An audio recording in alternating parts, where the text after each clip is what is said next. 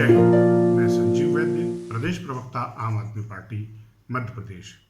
सबसे पहले तो आप सभी को स्वतंत्रता दिवस की तहे दिल से शुभकामनाएं, हार्दिक शुभकामनाएं। जैसा कि आपको पता है कि आज़ादी का जो 74वां वर्ष था हमारा, बहुत संघर्षमय और कष्ट में बीता।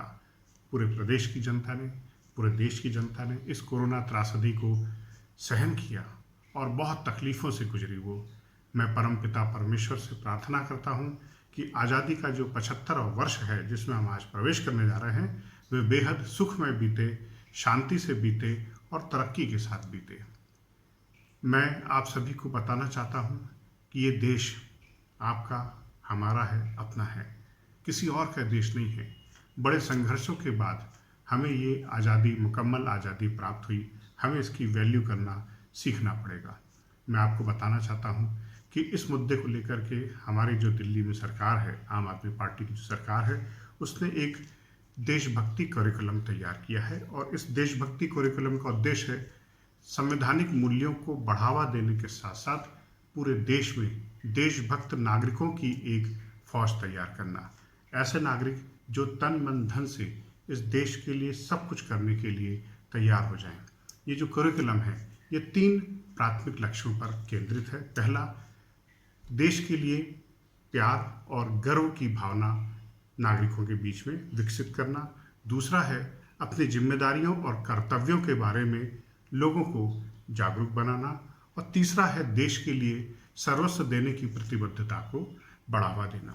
इन 3 उद्देश्यों के साथ हमने देशभक्ति करिकुलम बनाया है और दिल्ली में स्कूल स्तर पर इसे लागू करने का मास्टर प्लान पूरी तरीके से तैयार हो चुका है।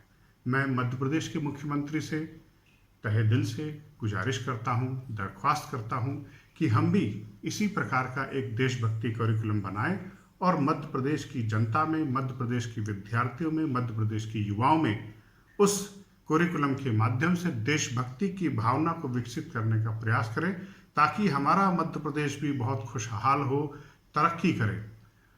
मैं आपको बताना चाहता हूँ, देखिए कि असल में फॉल्ट कहाँ पर है। हमारे संविधान में बाबा साहब अम्बेडकर ने जो हमारा संविधान निर्मित किया है, उसमें नागरिकों के लिए सब कुछ है। मौलिक अधिकारों की व्यवस्था है। अनुच्छेद 12 से लेकर के 35 तक में मौलिक अधिकारों की संपूर्ण व्याख्या दी गई है। और हम लोग भी जब भी बात करते हैं तो अपने अधिकारों की बात करते हैं, अपने कर्तव्यों की कभी हम बात नहीं करते। अक्सर हम यही बोलते हैं कि देश ने हमारे लिए क्या किया है, प्रदेश ने हमारे लिए क्या किया है। कभी यह भी सोच करके देखिए कि हमने अपने देश के लिए क्या किया है, हमने अपने माता पिता के लिए क्या किया है, हमने अपने पेरेंट्स के लिए क्या किया है, हमने अपने शिक्षकों के लिए क्या किया है, हमने अपने प्रदेश, अपनी मातृभूमि, अपनी वसुंधरा के लिए क्या किया है। हम कर्तव्यों की उपेक्षा करते हैं और अधिकारों के पीछे भागते रहते हैं। गांधी जी ने कहा था, यदि आप कर्तव्यों की उपेक्षा करके अधिकारों के पीछे भागेंगे तो वह मात्र एक छलावा होगा, वह एक मृग तृष्णा होगी। अगर आपको इस देश का सच्चा नागरिक बनना है, यदि आपको वाकई संविधान के प्रति अपनी निष्ठा को जाहिर करना है, तो अधिकार तो आपको मिले ही हैं, अधिकारों के प्रति तो आप जागरूक हैं, आप अपने कर्तव्यों के प्रति भी जागरूक बनिए।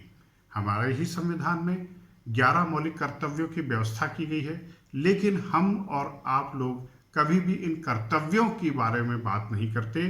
तो दिल्ली में जो देशभक्ति करिकुलम बनाया गया है, यह मूलतः कर्तव्यों पर फोकस करता है।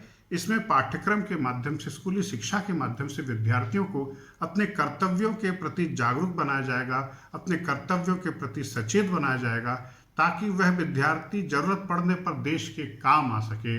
ऐसा विद्यार्थी न सिर्फ स्वयं के लिए, अपने परिवार के लिए, अपने समाज के लिए, अपने राष्ट्र के लिए एक एसेट साबित होता है, एक वरदान साबित होता है।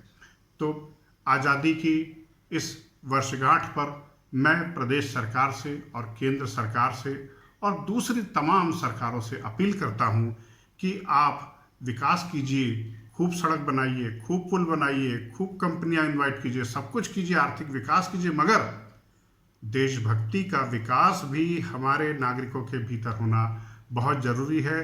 तभी हम जापान और जर्मनी जैसे महान राष्ट्रों की श्रेणी में अपने आप को शामिल कर सकेंगे। मैं आपको बताना चाहता हूँ, जिस वक्त देश आज़ाद हुआ था, उसी वक्त जापान भी परमाणु त्रासदी से जूझ रहा था।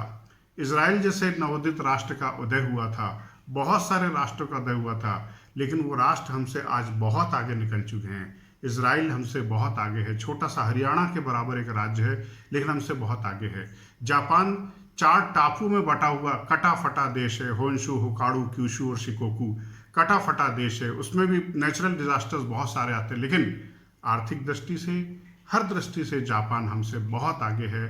कारण सिर्फ वही है कि यहाँ के नागरिकों में अपने राष्ट्र के प्रति प्रेम है, अपने देश के प्रति भक्ति की भावना है। यही भक्ति भावना आप किसी व्यक्ति विशेष के प्रति मत विकसित कीजिए, किसी दल विशेष के प्रति मत विकसित कीजिए। यह भक्ति की भावना अपने देश के प्रति विकसित कीजिए, अपने संविधान के प्रति विकसित कीजिए, अपने इतिहास के प्रति विकसित कीजिए, अपने समाज के प्रति विकसित कीजिए। तभी हम एक महान भारत राष्ट्र की परिकल्पना कर सकते हैं और एक महान राष्ट्र का निर्माण कर सकते हैं।